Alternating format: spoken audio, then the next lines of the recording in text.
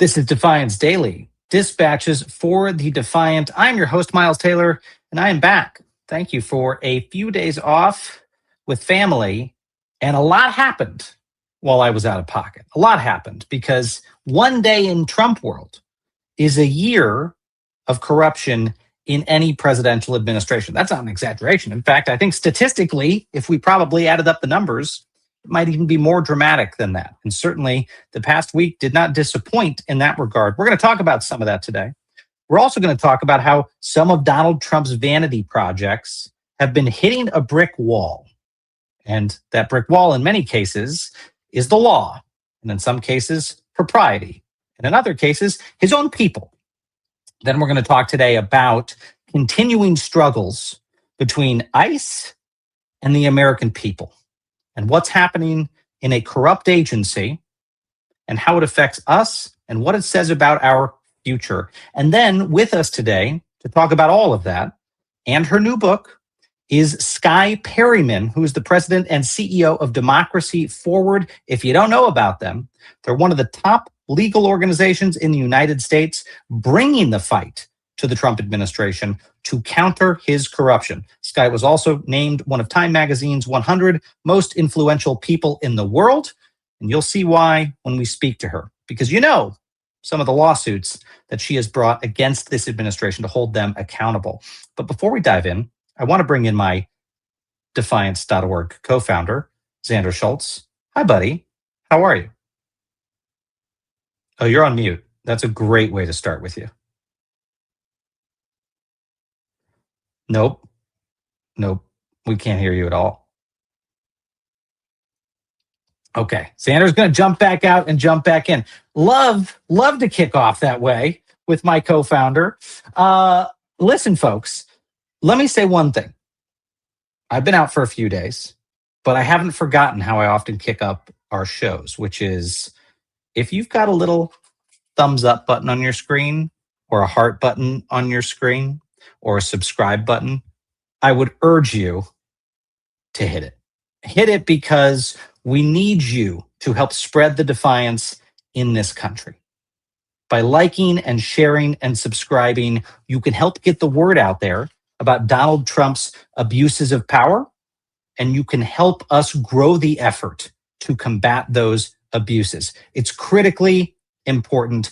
Help us do that. Thank you for your support, and thank you to all of the Defiance, what we call our Defiance.org members, for everything they've been doing this year to fight corruption. All right, we're going to kick off tonight talking about the Patriot Games. If you don't know what I'm mentioning when I say the Patriot Games, if you somehow missed this, this is Donald Trump's new competition celebrating America's 250th birthday. Xander's back with us. Hi, buddy. You can hear me? Yeah, you're a little robot-y, but I hear you. A little robot-y? Yeah. At one point, it literally said beat Bob. I don't know if you ever said beat Bob. It's kind of funny. We should ask our friends in the chat if I'm also robot-y for them. Because if that's the case, we can just... All right. I think we're good. I think we're good. I'm just robot-y for you. Things, but I think it's me. It's all good, man. It's all good. Well, look, Xander, I was just jumping in and talking about the Patriot Games. And for folks who've not been following, this is truly bizarre. This is Trump's new competition celebrating America's 250th birthday, because the thing we all wanted to celebrate America's 250th birthday was something equivalent to the Hunger Games. And that's what we got. Here's the idea. If you don't know what this is, the idea is simple. There's one boy and one girl representing every state and territory in the United States competing for $250,000 in scholarship money. On paper, I guess that sounds pretty harmless, but once reporters got to the state of Ohio and started looking behind the curtain, things got very weird, didn't they, Xander? Yeah, are you saying it played out more exactly like the Hunger Games? Is that what you're saying? Close. I think we're close to what that ended up being, because the whole competition and how it came together started to look maybe like the early innings of corruption that would have led to the Hunger Games. Turns out it was less about a celebration of America's youth, a little bit more about who celebrates Trump the most in the United States. I'm not kidding. Starting with where the contestants actually came from versus who they are representing. Take a look at this. As CNN began interviewing the athletes in the Patriot Games, they found that more than a few of them were not even representing the states that they live in. One young man purportedly representing Puerto Rico, guess where he's from? He's actually from Texas. He's not from Puerto Rico. The girl representing Massachusetts goes to school in California. And New Jersey's representative also attends school in Texas. Another favorite there.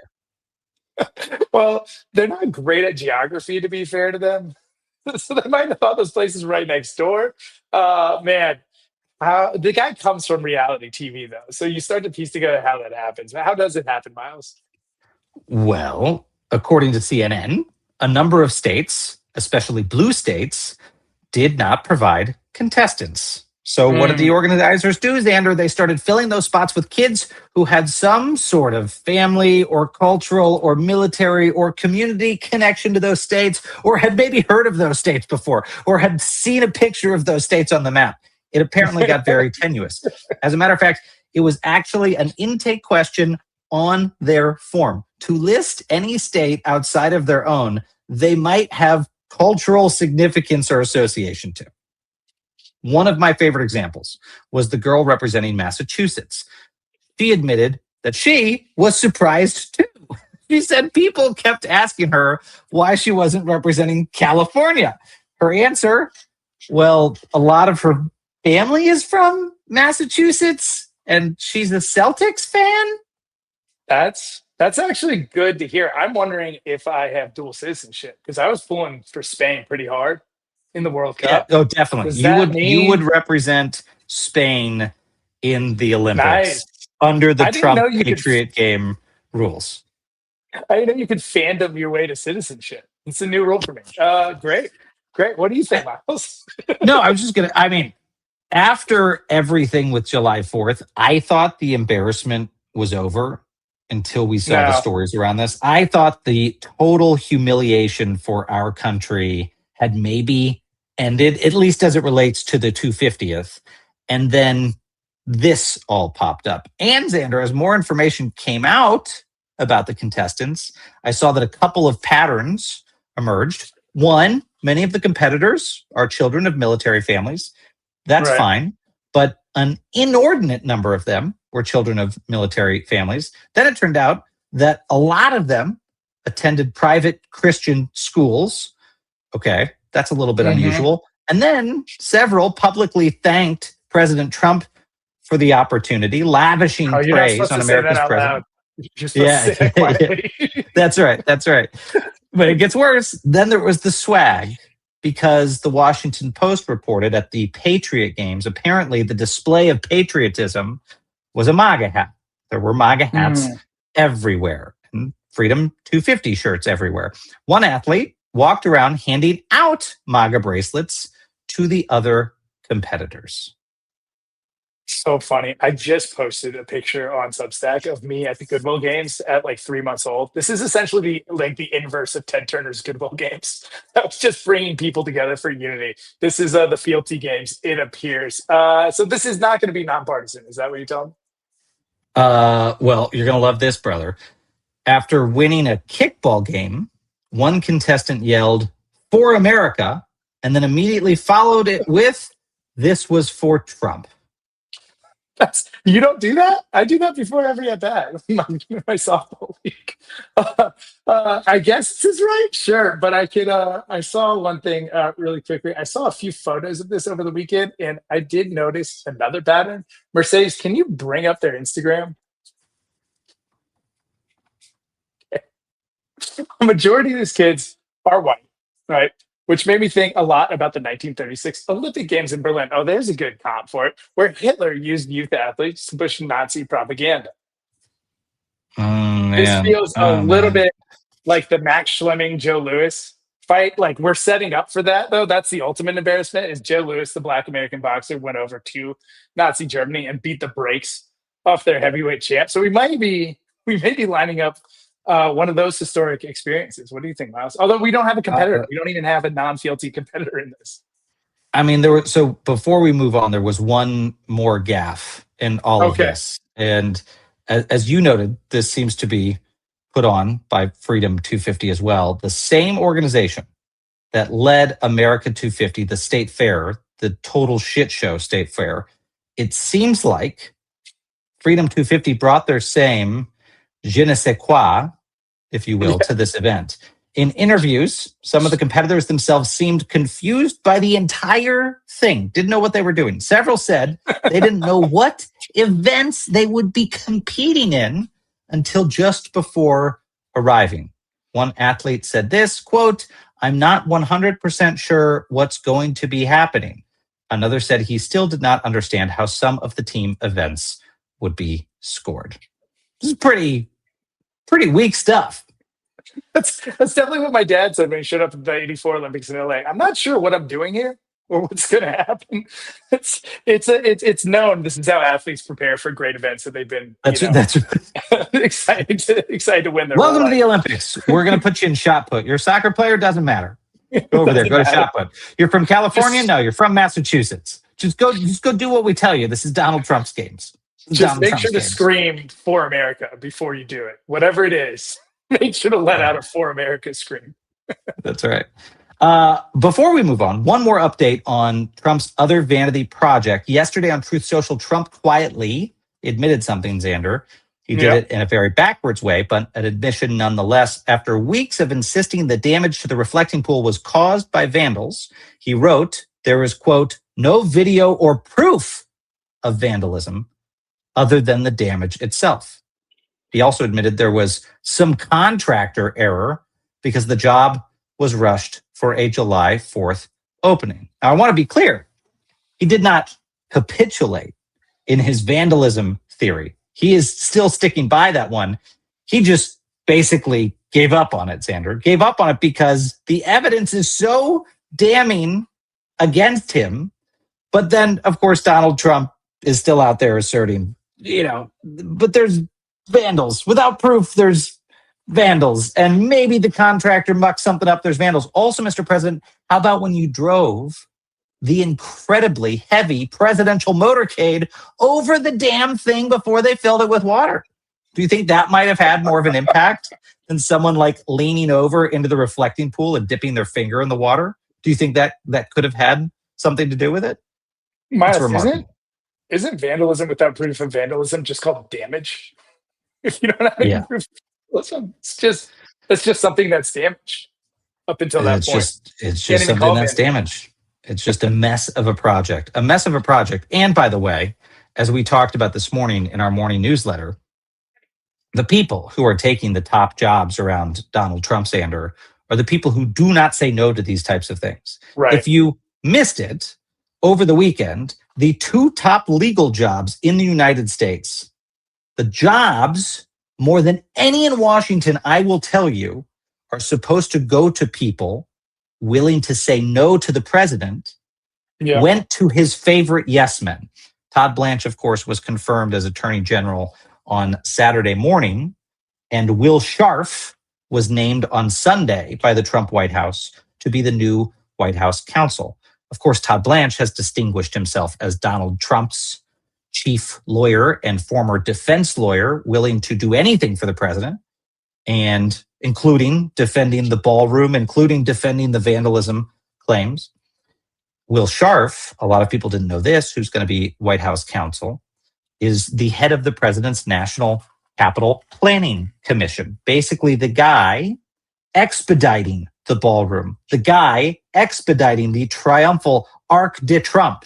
These are the people that are going to be sitting in the president's ear. We're going to talk about that in a little bit with our friend Sky Perryman, who's joining the program, Xander. But unfortunately, things like the reflecting pool and the ballroom and the arch, now the thing standing between Donald Trump and those vanity projects are two guys willing to say, yes, sir, and roll out the red carpet instead of saying no.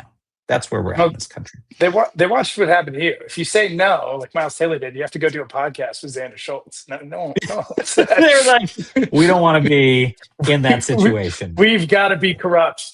No one wants to be We over there want with no Xander. tie to him whatsoever. Well, let's move on to immigration. There's a lot to cover on immigration. One of the questions that you and I have been asking Yeah. over and over and over again this year after these ICE shootings is, where the hell is the body camera footage? Where Mhm. is it? They're supposed to be on every single agent in the country. Well, now, finally, ICE says it's rolling out those body cameras nationwide. The only problem is they seem to be leaving the transparency part behind in this whole conversation. I'm going to give you guys some background, and then Xander and I will talk about this on the other end. ABC6 Philadelphia did a deep dive into this story. Camera policy for immigration and customs enforcement agents may leave the public in the dark about some confrontations. ICE is moving to equip officers with body cameras in the next 2 months. However, the policy says it will release videos of encounters in which its agents cause death or serious injury only after determining, quote, if it is in the best interests of the agency to do so. This comes after recent deadly shootings by officers enforcing the Trump administration's immigration crackdown. Wow. All right. Yeah, that would be like the head of a prison saying, we're only going to release evidence that we're abusing the prisoners if it's in the best interests of management here at the prison. This is basically what's happening, Xander, is they're saying, yeah, we kill someone. If it's not good for ICE to release that video, we're not going to release it. They basically admitted, if the evidence looks bad for us, we're going to withhold the evidence. If the evidence looks good for the story that we told, we'll release it. They're not even hiding it. Miles, why do you think they do these half steps? Like, how is this a good political move for them? I feel like they're better off just not fucking doing it instead of like saying we're going to wear body cams and it's No. only if it's in our best interest. Also, they misspelled public there when they say in the best interest of, these are our institutions, the public, in the best interest of the public who employs these people. Is what I think they should have said. But what's the value of even doing this half step?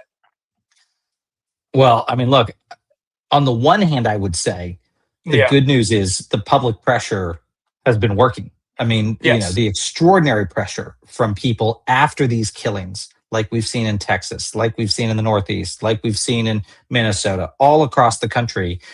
Without that, I think we would still have an agency running roughshod. I mean, they still That's are a good point. running roughshod over civil liberties, but doing it without any documentary evidence except the people filming it. On the other hand, Xander, they know that there's the real audience that they're catering to is not Congress and it's not the American people, it's Donald Trump. And Donald Trump Right. does not want them to say, we'll release the body cam footage in incidents of murder or, death of a subject or, what any normal police organization would say. And anyone who doubts me for a second can merely look at the fact that 2 weeks ago, Donald Trump was personally micromanaging the decisions within DHS at ICE about whether they were going to stop or continue these traffic stops that were resulting in deaths. Remember, Mark Wayne Mullin, Secretary of Homeland Security, came out and said, we're putting a pause on these traffic stops until we can get a handle on the situation and get the officers retrained because people are dying. And Donald Trump came out publicly and said, nope, not true, and overrode him. So anyway, point being, ICE knows who they are speaking to, and it's not the American people, it's Donald Trump. Sure. And by the way, Xander, there's one more detail I wanted to note, and that is the decision about whether to release the footage is left to, you guessed it, the ICE director himself, David Venturella. After this part came out, Venturella stated that the news got it wrong. He said the policy doesn't mean footage will only be released when it's in ICE and ICE's best interest. Instead, he said that the language only applies to whether footage gets an expedited release, meaning within 72 hours of a serious injury or death. He says recordings are still subject to FOIA, the Privacy Act, and other disclosure rules. What say you, Xander? Look, I think one of the best things that happened when police started wearing body cams is the public's knowledge that they were wearing body cams and the ability for the public to demand hard evidence. It really is an incredible thing. Even if even police departments always as transparent as you'd like them to be. The fact that the public knows this is out there and they can fight for it is fantastic. And so, to the extent that this exists, even if they're saying we're going to corrupt it and not give it up, the fact that everyone will know ICE has these body cams creates yet another very clear thing to rally around when we have these tragedies pop up. And that can be Yeah. in a fight that is oftentimes vague. Having a clear demand, and this came up when I was on the call with the Houston organizers around the recent death of, oh man, I'm forgetting the nice guy's last name. I think it's Aruo, his last name. They were trying to figure out what's the demand, and a lot of it is around the identification of the shooter, right? Making sure that they're charged by the DA. All that, all that is hard and foggy when there's no video evidence of what happened. And so the fact Yeah. that at least we have something to fight for might be a real superpower as we think about organizing towards justice and accountability for these agents, even if their intention is not to use it transparently. I'm interested in your perspective because you did a lot in the wake of the racial justice protests in the summer of 2020. You worked with a lot of these groups, and it strikes me that in many of those situations, we didn't have this. We did not have a bunch of people filming the encounter to get the true story out there. And we had a lot of untruths being told in that moment. Do you feel like even if law enforcement hasn't learned its lesson or has kind of learned its lesson about documentary proof and body cameras, that the people have at least stepped into the breach and said, fine, if they're not going to film it or if they're not reliable, we're going to do it? Sure. Yeah. I mean, it is important. In some ways, it's been questioned, like how effective the body cams have been in terms of putting a check on policing since 2020, because there's been huge adoption. I think some of that is because there was so much abuse that was happening that was unrecorded. It's hard to know where your baseline was in so many ways. And I think the baseline, at any time we got a glimpse into how policing was being done in some of these cities, you understood the baseline was probably a lot higher than what was being recorded. And so, to your point, we are oftentimes in democracy, whether it's through the recording of police officers and ICE agents or conscious consumption because we don't want to drink poisons or take medicine that makes us addicted in ways that we don't think. We are, as Americans, having to step into the breach of what policy should be doing. It should be impossible for a police officer to hurt someone and have no accountability around it. It should be impossible for us to drink Red 50 or whatever the hell is in these fruit punches and other drinks. It should be impossible to receive pain medications that get us addicted and send us on this doom loop into harsher drugs and whatnot. But we don't have policies in place for those things. And so we are, as consumers and as citizens, stepping into that breach. But it is so fucking burdensome. You can get burnt out looking up again and again what you need to do to protect yourself because your government is not protecting you. Well, in the theme of your government is not protecting you and telling you the truth, there's one more story in the past week, Sander, while I've been out, that has to do with a lack of transparency at the Department of Homeland Security. And that is the guy who used to be responsible for keeping immigration statistics, Mark Rosenblum. He was there when I was there. I think he's been there at DHS for 20 years. He quit DHS, and there appears to be a very clear reason for this. So let me take you back for a second. Congress created his office, this Office of Immigration Statistics in DHS, for a very important reason, which is there was bipartisan support for the idea that the immigration numbers put out by the government needed to be published consistently and with the sort of same set of rules, regardless of who was in the White House. So the American people would know the truth, okay? According to the Atlantic, absurd ass. According to the Atlantic, that changed under this administration. His office stopped publishing its monthly immigration enforcement reports altogether. The website just stopped updating. The public data tables froze in 2024 while the administration carried out what it called the largest deportation campaign in American history. Rosenblum resigned last month, saying he was leaving behind a team working in what he called, quote, a hostile work environment. So, Sander, we'll just chalk that under yet another place where the administration is going after the people who track the numbers as a way of shaping the American people's perception. One final thing, Xander, I wanted to talk about today, like I said before we brought our guest in, was, again, bringing up the confirmation of Todd Blanche. As everyone knows, Blanche narrowly squeaked through confirmation by signing a document saying that Donald Trump's 1776, $1.776 billion slush fund was dead. A lot of folks were rightfully pissed off, us included, not only because Trump's personal lawyer is now attorney general, but because a lot of the people doubted the paper he signed actually changed anything at all. In fact, some folks made clear that Todd Blanche could potentially just roll that back. Well, I have some good news for you in the defiance.org community. The fight is not over. As a matter of fact, one of the organizations that brought the original lawsuit stopping Trump's slush fund is back in court. Not only are they not dropping their lawsuit, they are actually expanding the lawsuit, Xander.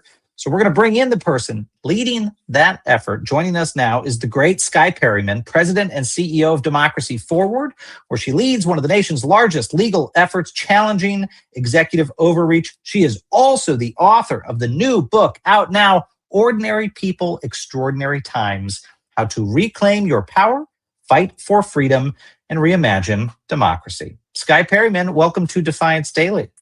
So good to see you. How are you?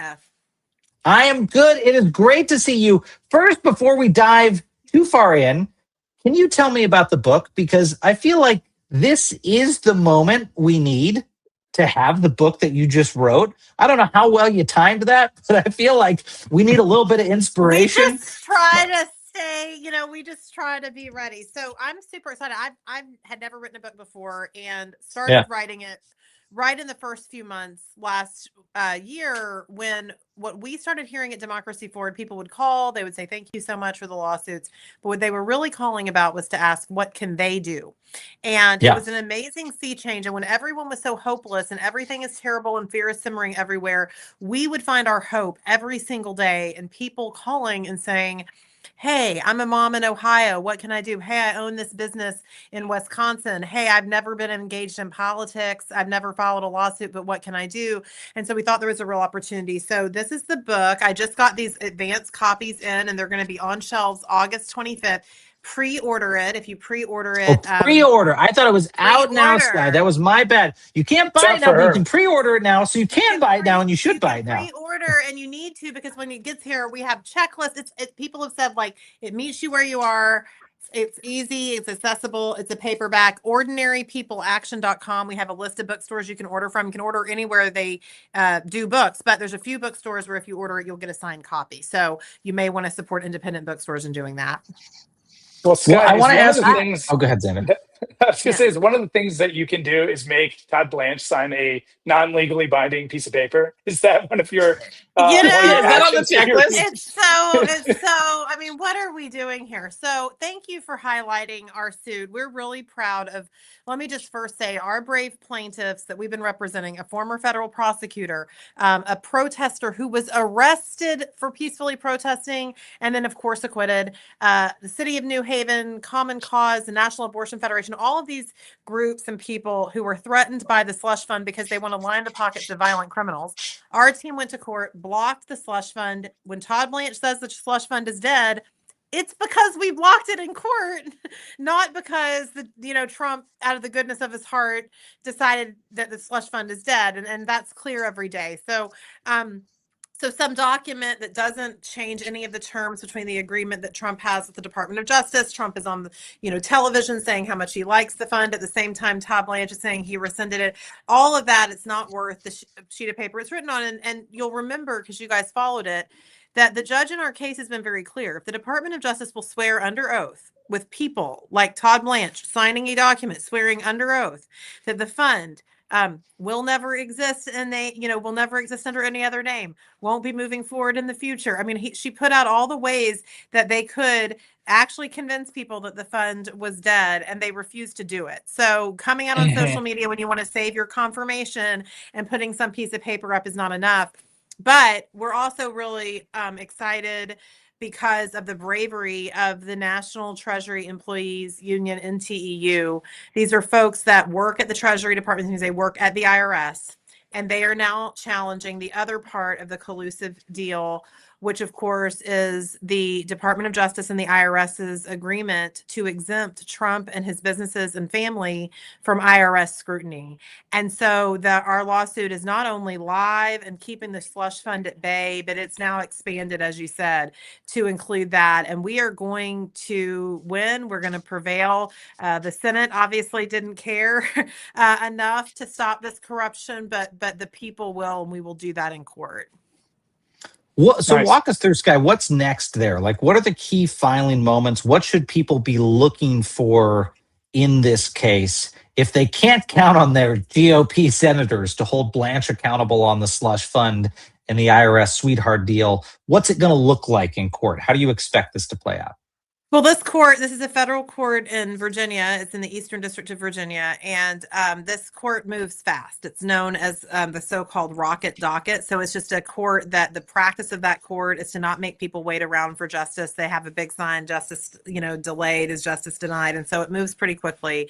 So our case has been moving quickly. Now, we did add these claims, and so there's some back and forth right now on the scheduling of when the judge is going to hear however the department is going to respond to those claims, but the judge has already granted opportunity for discovery in the case. And that's, that means you get to find out information. You get to ask the government questions. They have to respond. So I think in terms of folks that are listening, first of all, know the slush fund is blocked. It is blocked not because of Todd Blanche, but because of our court order, and that will remain in place. And then as we litigate these next stages, we'll be able to get some information. And I think that'll be the next thing probably to pay attention to. And then the court will issue a new schedule soon. But they move fast.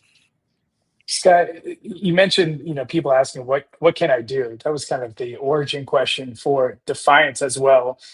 Your opening chapter is titled "Stop Spiraling and Pick Up a Shovel," which I love. I just love that metaphor. When it comes to this particular fight, what are you asking people to do with that shovel? What can our viewers do? What can the Defiance community do? What can the broader American citizenry do to help in this fight? Well, the slush fund fight, let me say a few things. Number one, we need people to continue to make your phone calls. You need to continue to express to lawmakers and to the White House. Now, I understand if you don't, but if people are willing to call the White House switchboard, write the White House, do that. This is an administration that is not impervious to public pressure, and we have seen them back down. The president doesn't actually like to respond to things when he thinks that people are upset with him. I mean, this is a big piece of the advocacy here. So make sure that you're making your voices heard. Even if you think you're kind of yelling into a void, you're actually not. They're logging and registering that.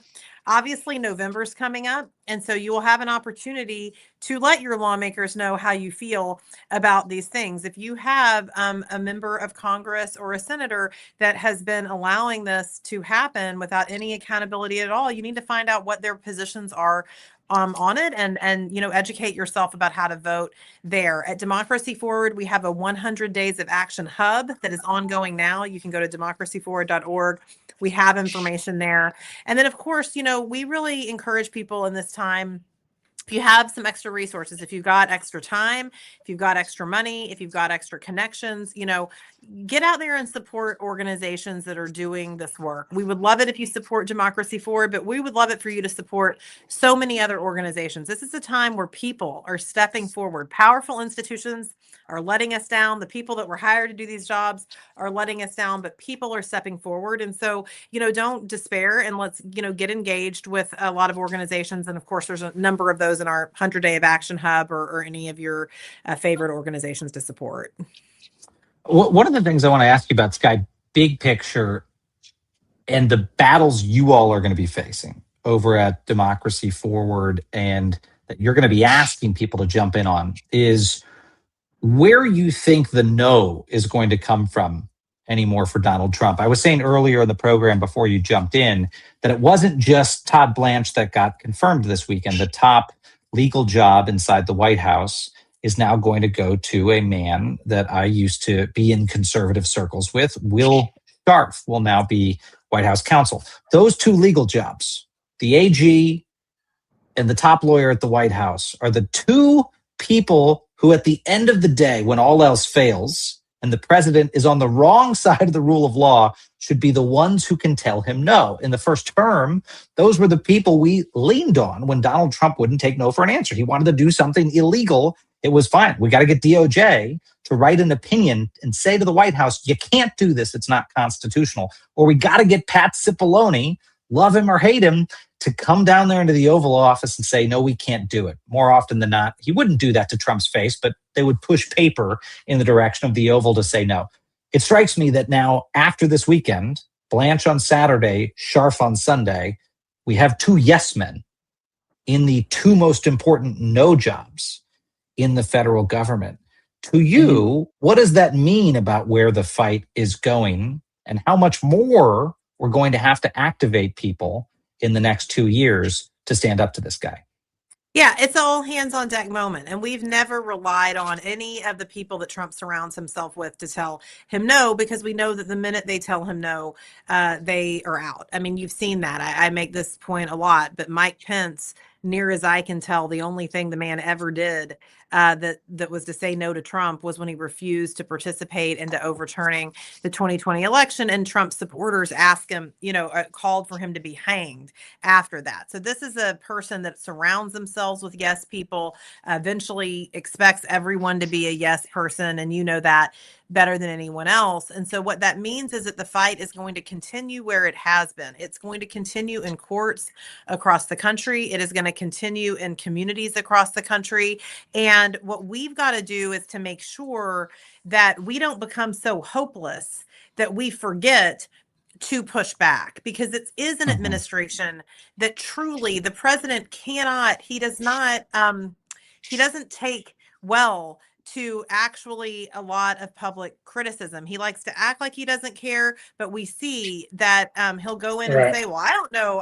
I don't know what happened with ICE and that, and the deployment. I mean, he runs away from this pressure. And then, of course, what you also see is that the cost for his allies is going to continue to become higher. I mean, what he has forced the United States Senate to do in the middle of an election year to confirm an attorney general who is engaged in rank corruption. And what we know about corruption is that there's no RD, independent, any of it. Corruption is the thing that cuts through all of this. The American people do not like corruption. They understand it. They can see it in other declining democracies. It is always corruption that takes down the anti-democratic leader. And that's what you're seeing happen. And he's putting his own people up there to have to justify what he's doing, and there will be political costs to it. Now, those political costs are going to be harder to achieve and harder to realize because of all these structural and systemic barriers that you have with the Supreme Court, issuing decisions that dilute voting power for Black and brown voters, with, years of a rollback of voting rights. I mean, that's not just this session. So I just will say it's to be clear, this is harder than it might have been 5 years ago or 10 years ago, but it's not impossible. And it's certainly not harder than it has been at other moments in our history where we have seen people have to demand and activate in order to push forward. And I think that's what you're going to see in this country. And it's really, and you're already seeing it. You have a term in your book called information sobriety, which I was unfamiliar with, but very excited about. I think I need it. I mean, it's Can you a tell new us what term. it is? It's like, do you think we should have like merch that's like barware about information sobriety? Yes. Let's go on a detox together. Yeah. Tell us about it. Yeah, so the book has 7 steps that are broken up into chapters and then sub-steps in it. And the first is to stop spiraling and pick up a shovel. So, change your mindset. Let's stop the doom scrolling. But the second is to achieve information sobriety. It's one of the reasons I'm really excited to get to be here with you all today, because I feel like you're part of a media ecosystem that's trying to respond. But basically, we're being fed misinformation, disinformation. We're being fed sensationalism. We're being fed things that algorithms send us because they want us to click on it. And so what that means is that so many people in this country, I think, are struggling to get the information they need, to be able to take in information you need, but to tune out all of this noise that is sending us on these hopeless spirals. And so information sobriety is about being mindful of what kind of media you are intaking, how you're getting your information. There are steps in there to do a media inventory, to really think about and be intentional about what you're listening to. Some of this stuff, do you really need to know? Like, do you really need to know the hour by hour soap opera in some federal agency, or can you set aside some time to become informed and then spend the rest of the time taking action? And then it's also, there are steps on how you can support a pro-democracy media ecosystem. And I highlight a lot of new media conversations like this that are happening across the country that we need to be supporting, as opposed to this ecosystem of consolidated media that is not always telling the truth and is feeding people hopelessness as opposed to the tools they need to take action. Feeding hopelessness, not good. I completely agree. I had someone text me oh, I'm sorry. I think my connection's out again. I'll be back. Oh, wait, you can't. Yeah. We lost. Sorry, Sky. Xander's having a bit of a connection issue. He's jumping in and back out. I want to ask you, before I ask you a final, do you don't have me either? No? Thumbs down. I can't hear anything. Oh, no. We lost you. We might have lost Sky there. Let's see if we can get her back in. See if we can get her back in on the connection. Sky, we have you now? Nothing. Negative, Ghost Rider. We lost Sky. We'll work on that. We lost Xander. We lost Sky. I'm alone, Xander. Are you back? I was just about to say, she talked about the hopelessness thing. I had a friend text me like 2 days ago. I was like, it's over with Iran. It's forever ruined. And I was like, guys, like this feeling we have that there's a point in time where we're just doomed and we have to accept it is so counterproductive. We're not doomed forever. We get to elect new leadership. That new leadership gets to hold this guy accountable. Hopefully one day soon we get a new president. That new president can repair relationships. We can have a totally different foreign policy in this world. It does feel, and I know the intention isn't to make everyone feel hopeless. It's to get clicks. But like the optimization of clicks and eyeballs with no mandate whatsoever on what that does to the country is freaking killing us. Yeah. I'm so happy people are here because we try not to do that. We try to let you know, one, it's not fucking true. Nothing is inevitable. And two, there's lots we can do about it. And I hope people, when they watch us and join Defiance, feel that way.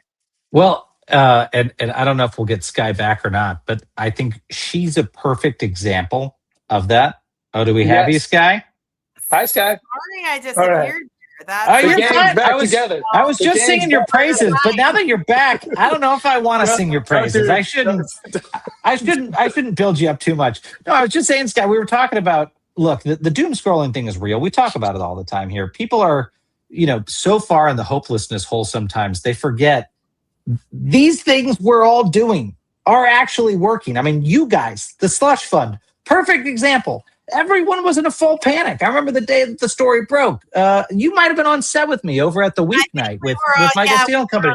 Together, right? Yeah. The story broke, and it was like, what are we going to do? Dictators giving out cash to criminals? And it's like, well, Sky's going to go sue them. And Sky did sue them. And like, there's a team of people. There's coalitions taking this stuff down. It's real, and it matters. I know you've got to jump. I want to ask you a final question, Sky. Let's say someone buys your book August 25th. They're a diehard. They read the whole thing that night. The next morning, August 26th, what's the very first thing you hope they do after they finish that book?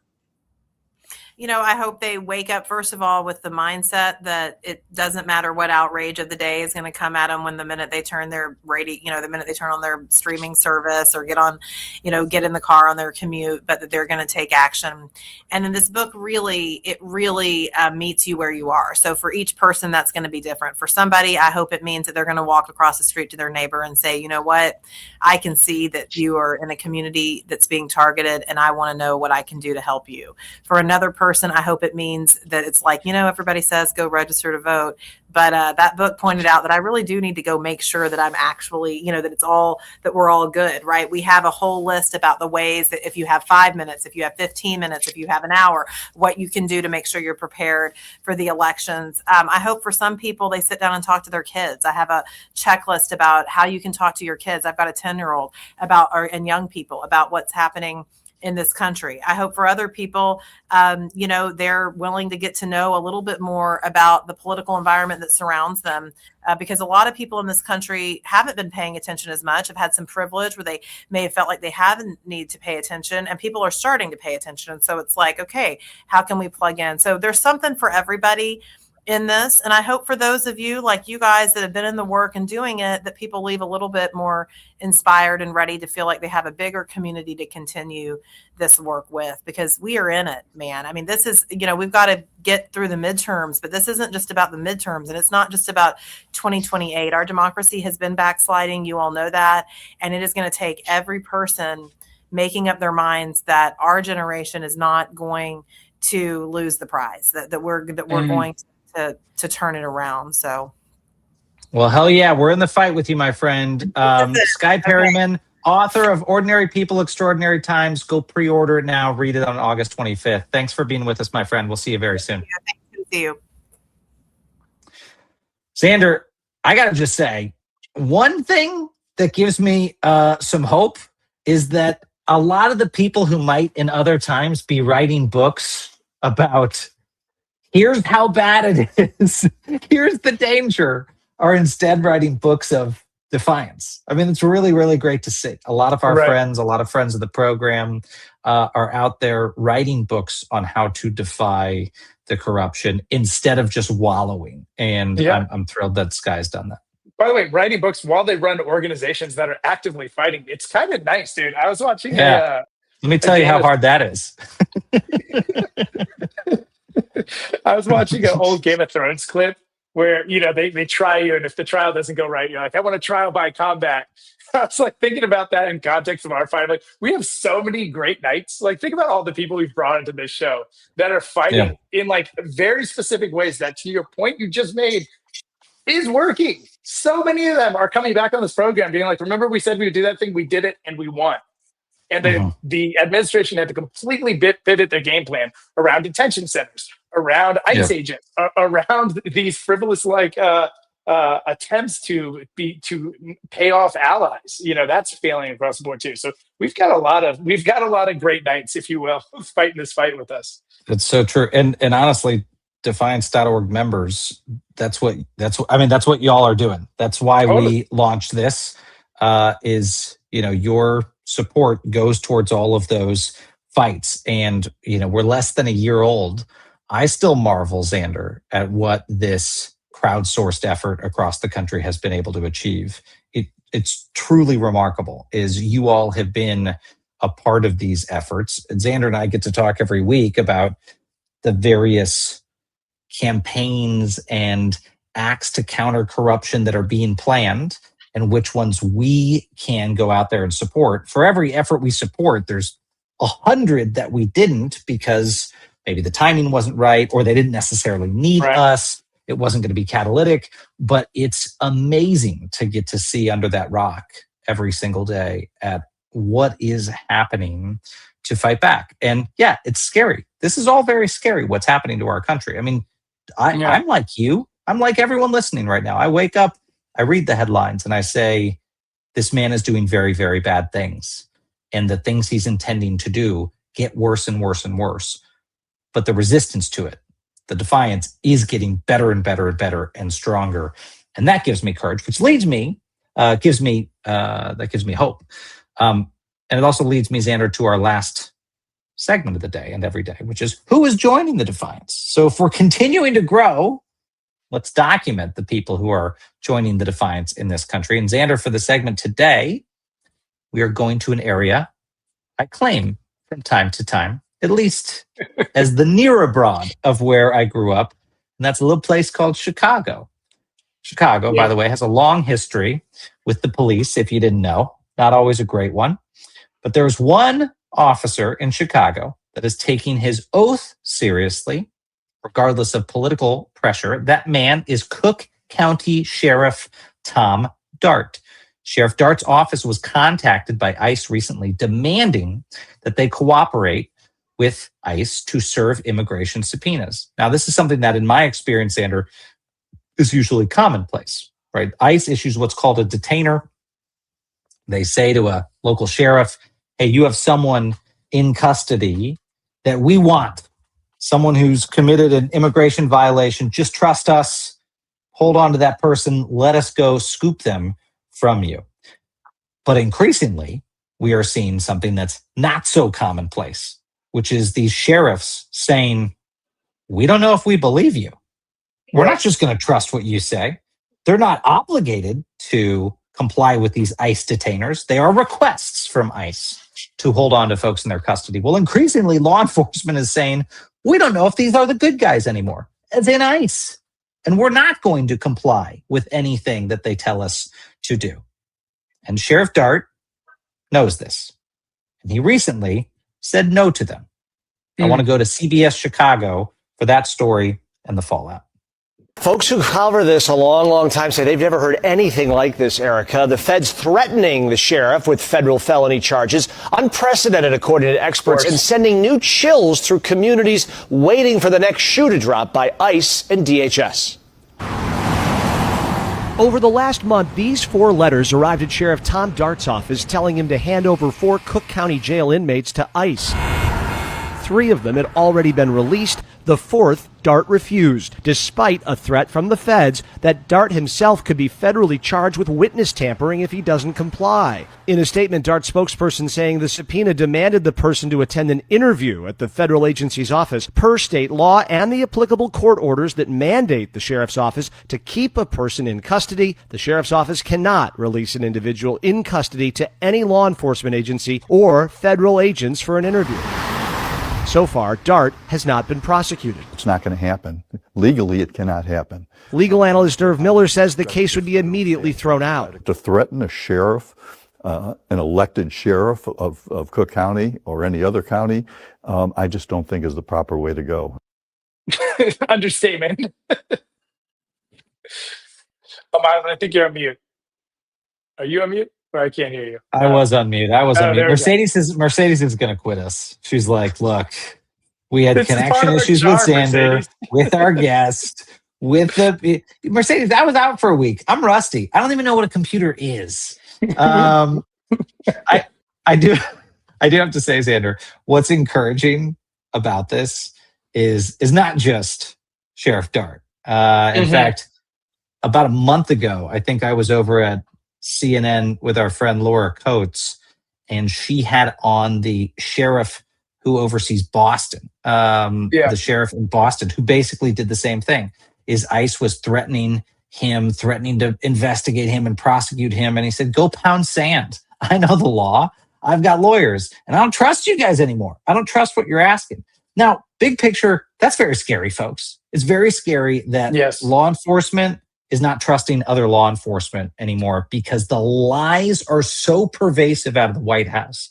I mean, take it from me. I've spent much of my career in the Department of Homeland Security. This is very unprecedented that these top law enforcement officials who work together all the time, the major sheriff's associations and the police associations work very well with the federal government. Now they're saying, we do not believe what you guys are saying. That's the scary part. The good part is that sheriff after sheriff are now saying, you cannot bully me.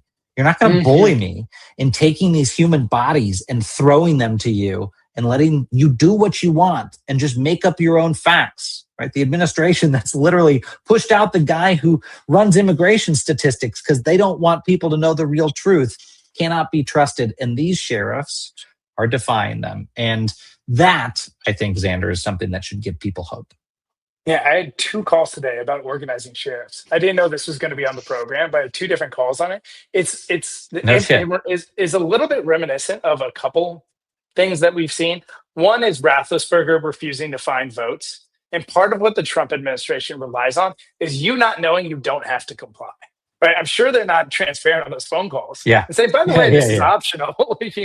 And so it reminds me of the Dick Gephardt thing that we funded with Keep Our Republic that's going around prepping people for Trump trying to use emergency powers, just to let them know you can say no. Like, not a lot of us are prepared for the president or the president's authority to call us, ask us to do a thing, and then say no. And so that takes some preparation. It was a little bit reminiscent also of the Larry Krasner press conference really early on before FAFO, where he said, look, if you come to Philadelphia, I'm going to charge you with crimes. And we brought him on the program. Do other DAs know they can do that?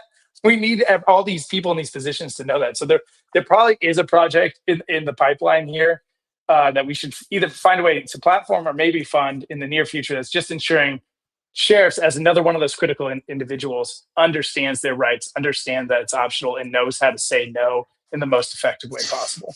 I feel like the just say no drug campaign that started in the Reagan years was pretty much a total failure. Yeah, we could probably use it for fighting fascism. Yeah, guess what? No, but you've got to say specific words to these guys. You have a constitutional right to just say no. Yeah. Anyway, remarkable. Well, good on Sheriff Dart. That is a great story of defiance. Xander, we're going to close today because we're going to close with some member news, because every day we've been announcing these member advancements on the anthill. Defiance, if you don't know, if you're just tuning in for the first time, you're saying, what is a defiant? Well, it is what a defiance.org member is called. Ants can carry sometimes 10 times, 50 times, or 100 times their weight. They are much stronger than they look. We are much stronger than we look together. And so on the anthill, we've got some promotions this week. Who are they, Xander? All right. Promoted to the rank of scout, we've got Miriam B. and Marlene S. Thank you. That means that you sent out your referral code and at least one of your friends joined Defiance. Thank you. This grows because you grow it. So go to defiance.news/leaderboard to get your referral code. Go ahead and go there now. Copy it. Send it out to the last person you text. Copy that. Yeah. Text it. Get onto the leaderboard. Also, I know we're teasing this, but we're just trying to think through what the right additional benefits are. But as people climb the leaderboard, we're gonna make some cool things available, some cool swag, some cool opportunities. And if you are a defiance.org member, keep an eye out in the newsletter, because as you've seen, we've been adding more and more things into our morning newsletter, and we're going to start adding some cool prizes for folks who end up answering some of the fun trivia questions and things that we have in there. We'll do the same thing with promotions on the anthill. So thank you for spreading the defiance, folks. It means a lot. Xander, you're still chuckling. What are you chuckling about? Someone in the chat, Nancy Pulliam, said we are ants on testosterone. Defiance with high T. Pete Hegseth wouldn't be able to handle this community. Such high testosterone. We decided it was a good idea. All the ants are on T. Nancy, let's take it to him. We'll take it to him, high T. Well, listen, folks, that's all the time we have today. I'm delighted to be back in the saddle. I'm delighted this week to be talking about how we are defying Donald Trump's corruption. I would say, if you can only join for one other program this week, you should join us on Wednesday. If you are new to us, we exist not just to talk about the news of corruption, but to take action. Every single Wednesday is our weekly mission brief, where we announce a real, no bullshit action to counter Donald Trump's abuses of power. This week, we are announcing something on Wednesday very relevant to what we've been seeing in the news, very relevant to Donald Trump's revenge campaigns against his political enemies. We're not going to put up with it. We're going to fight back. So tune in this Wednesday to find out what defiance.org is doing and what you can do to help out fight back against Donald Trump's revenge campaign. That's all the time we have for today. Xander, hopefully, though, we see you tomorrow. We see you before Wednesday. And in the meantime, as we always say, friends, stay loud, stay brave, and stay together. We'll see you soon.